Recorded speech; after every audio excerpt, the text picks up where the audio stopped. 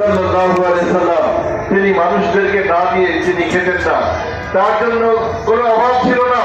তিনি যদি চাইতেন তাহলে সবকিছু তার জন্য অ্যারেঞ্জমেন্ট ছিল, কিন্তু তিনি চাননি। তিনি চেয়েছেন একদিক থেকে তার কোষাগারে খাবার দাবার আসছে, আর অন্যদিকে সব মিলিয়ে দিয়ে উনি একদম অভুক্ত থেকেছেন। আজকে এবি পার্টি তাদের যে ভীষণ রয়েছে, এটি খুবই চমৎকার একটি ভীষণ। এই ভীষণকে তারা অবশ্যই এগিয়ে নেবেন। আমি আর কথা বাড়াবো না, এখানে আরো অন্য বক্তারা রয়েছেন, তাদের কাছ থেকে কথা শুনবো। আজকে আমাকে এখানে কথা বলার যে সুযোগ দেওয়া হলো, এই জন্য আমি আন্তরিক কৃতজ্ঞতা জানিয়ে শেষ করছি। এবং শুধুমাত্র একটি উদাহরণ দিয়ে একটি কথা বলে শেষ করছি, সেটা হলো যখন টপ লেভেলে ভালো মানুষ থাকে তখন ওই সমস্ত জায়গায় কিন্তু আস্তে আস্তে সেগুলো সার্কুলেট হতে থাকে, সেইগুলো ছড়িয়ে যায়। ধরেন আমার পাশে যে একটা বিল্ডিং রয়েছে, এই যে ডান পাশে বিল্ডিংটা রয়েছে, এই বিল্ডিং এর উপরে ছাদের উপরে কিন্তু পানির ট্যাঙ্কি আছে না? পানির ট্যাঙ্কি আছে না? এই পানির ট্যাঙ্কি আপনি যদি প্রত্যেকটা তলায় গিয়ে বাথরুমে ওয়াশরুমে গিয়ে আপনি কিচেনে বা বেসিন ছাড়েন, ওখান থেকে পানি পড়বে না? আচ্ছা ধরুন আমরা ইফতারের সময় রুহ আফজা দিয়ে ইফতার করি, আমরা যদি ট্যাঙ্কিতে ওই ছাদের উপরে উঠে ট্যাঙ্কিতে যদি রুহ আফজা ঢেলে দেই, তাহলে প্রথম তলা, দ্বিতীয় তলা, তৃতীয় তলা, চতুর্থ তলা, যে তলায় আপনি কল ছাড়বেন, কল থেকে কি বের হবে? রুহ আফজা বের হবে না? রুহ আফজা বের হবে না? তাহলে আমাদের টপ লেভেলে যারা আছেন সেই মানুষগুলো যদি ভালো হয়ে থাকে, তাদের যদি সৎ চিন্তা থাকে, তারা যদি সৎ মন মানসিকতার মানুষ হয়ে থাকে, তাহলে কিন্তু সমস্ত জায়গায় এর প্রভাব পড়বে, সমস্ত জায়গায় ছড়িয়ে যাবে। অতএব এই এবি পার্টিতে যারা রয়েছেন তারা অত্যন্ত সৎ এবং বিশুদ্ধ কিছু মানুষ এই দলটি পরিচালনা করছেন। তারা ইনশাআল্লাহ সমাজের সমস্ত জায়গায় এর সুবাতাস ছড়িয়ে দিবেন ইনশাআল্লাহ। সবাই বলে ইনশাআল্লাহ। এই বলে আমার কথা শেষ করছি। আসসালামু আলাইকুম ওয়া রাহমাতুল্লাহি তাআলা ওয়া বারাকাতুহু।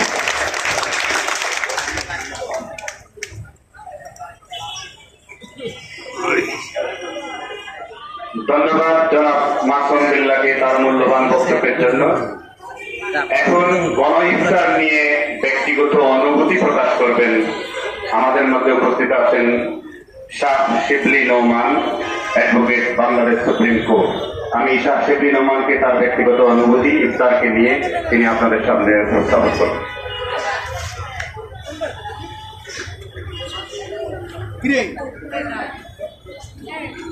আসসালামু আলাইকুম।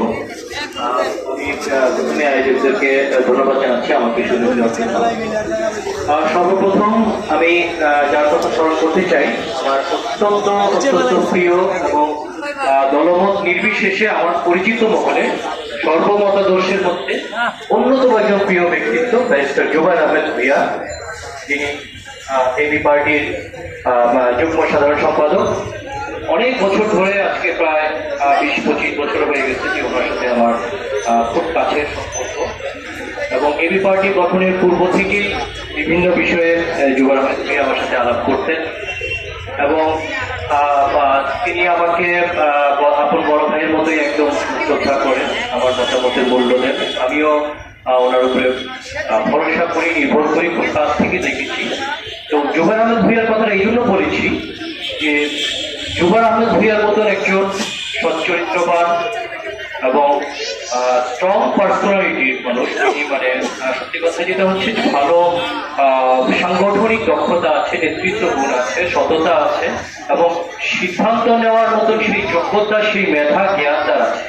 তো তেনার মতন একজন লোক যেখানে আছেন, সেখানে অবশ্যই তার আশেপাশে যারা আছেন বা অন্যান্য যারা আছেন, ব্যারিস্টার বা মঞ্জু সাহেব আছেন, তো ওনারা অবশ্যই অনেক বেশি কোয়ালিফাইড মানুষ, এবং এই কোয়ালিফাইড মানুষদের নেতৃত্বে এই দলটি গঠিত হয়েছে। আমি প্রথম থেকে এই দলটিকে অত্যন্ত দলটি নিয়ে আশাবাদী। আমি রাজনীতি করি না ভাই, আমি এই দলটি নিয়ে আমি অনেক আশাবাদী। আমাদের দেশে অনেক সমস্যা, অনেক প্রবলেম, অনেক মতাদর্শ এবং অনেক বিভেদ ভাই থাকবেই, মতাদর্শের বিভেদ থাকবে, চিন্তা চেতনার বিভেদ থাকবে, কিন্তু দেশের প্রশ্নে, ন্যায়ের প্রশ্নে, কর্মের প্রশ্নে যেন আমরা এক থাকতে পারি এবং মানুষের, জনমানুষের কল্যাণে যেন প্রতি মুহূর্তে আমরা শক্তিশালী অবস্থান নিতে পারি, সেই জিনিসটা আমি আমাদের এবি পার্টির নেতৃত্বের মাঝে আমি দেখেছি, আমার কাছে ভালো লেগেছে। আমি তাদের প্রতি সেই আমার শুভাশিস, শুভ আকাঙ্ক্ষা এবং শুভকামনা জ্ঞাপন করছি। যার একটি উজ্জ্বল নিদর্শন হচ্ছে এই মাসব্যাপী গণ ইফতারের আয়োজন। জুবাইর এবং আমার ছোট ভাই কাদের, তিনিও এই সংগঠনের একজন কর্মী, আমাকে প্রতি বছর নিমন্ত্রণ করেন এখানে আসার জন্য। আমি সুযোগ পাইনি, এবছর এসেছি। আমি নিজেকে সৌভাগ্যবান মনে করছি। এবং এখানে ভাইয়েরা একটু আগে বলেছেন, আমি ভাই ধর্ম বিষয়ক আমি অত জ্ঞান রাখতে পারি না, কিন্তু একটা ছোট কথা বলবো যে কোরআন হাদিস থেকে যতটুকু করে অল্প যতটুকু বুঝেছি যে রোজা মানে শুধুমাত্র না খেয়ে থাকা নয়। যদি রোজা মানে না খেয়ে থাকা হতো, আমাদের মাঝে অনেকে এখানে আমরা আছি যাদের সারা বছরের মাঝে অনেক দিন হয়তো আমাদের খাবার জুটে না, খাবার না জুটার কারণে আমরা না খেয়ে থাকি। তার মানে কি সেদিন আমি রোজা? না, সেটা রোজা হচ্ছে না। তাহলে রোজা কি? কোরআনের আয়াতগুলো বিশ্লেষণ করলে আমরা যেটা পাই, রোজা মানে হচ্ছে পানাহার, মানে খাবার, শুভে সাদিক থেকে সন্ধ্যা পর্যন্ত আমরা খাবো না। একই সাথে আমরা কামাচার করব না। কামাচার মানে হচ্ছে আমরা নারী পুরুষের যেই মিলন এবং সম্পর্ক, এগুলো আমরা করবো না, আমরা এই অশ্লীলতা গুলা করবো না। এটা হলো 2। আর 3 নম্বর যেটা উত্তম শ্রেণীর রোজা হবে, সেটা হচ্ছে আমরা কোনো পাপের চিন্তাও করব না। আমরা দেখা যায় যে নামাজের জন্য অজু করতে গেলে, কুলি করতে গেলে, ভাড়া একটু চলে গেলে থুতু করে ফেলাই দিই, তাই না? অনেকবার থুতু করি। যদি আবার মনে করো পাপের চিন্তা আসে, আমি তাকে ঠকাবো, আমি ওই মেয়েটার দিকে একটু এভাবে তাকাইলাম, সেভাবে তাকাইলাম, তাইলে আমাদের আমাদেরকে বলেছেন যে আমাদের সেই রোজাটা অবশ্যই দূষিত হয়ে গেল। আমি বড় ভাইয়ের কথাগুলো শুনতেছিলাম যে এবং একদম আমার মনটা ভরে যাচ্ছিল যে এত সুন্দর কথা। তো এবং এর পাশাপাশি যে এবি পার্টি যে আয়োজন করেছে, আমি এবি পার্টির প্রতি আন্তরিক কৃতজ্ঞতা জানাচ্ছি। পাশাপাশি দেশের এই ক্রান্তি লগ্নে আমি একজন সাধারণ জনগণ হিসাবে, একজন আপনাদের এই গণ ইফতারে আমি কিন্তু আজকে আপনাদের সাথে ইফতার করার জন্য এখানে এসেছি।